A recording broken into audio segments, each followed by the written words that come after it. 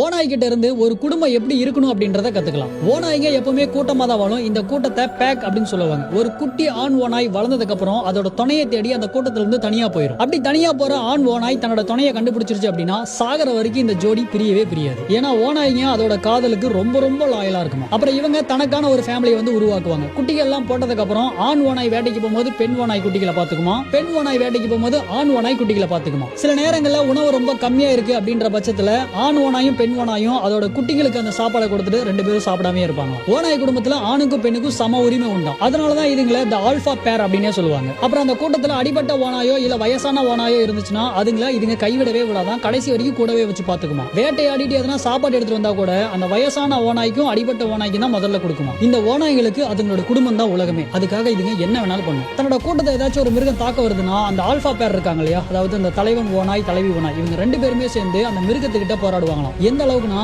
அதுங்களோட உயிரை தியாகம் பண்ணி கூட அந்த கூட்டத்தை காப்பாத்துறதுக்கு நினைக்குமா. இந்த ஓநாய்ங்க கிட்ட இருந்து நம்ம கத்துக்க வேண்டிய மிகப்பெரிய விஷயம், காதல் அப்படின்றது வெறும் உணர்ச்சி மட்டும் இல்ல, அது ஒரு மிகப்பெரிய பொறுப்பு. வாழ்க்கையில எவ்வளவு கஷ்டம் வந்தாலும் ஒன்னா இருந்து ரெண்டு பேரும் போராடணும் அப்படின்ற ஒரு கடமையும் கூட. நன்றி, நமக்கம்.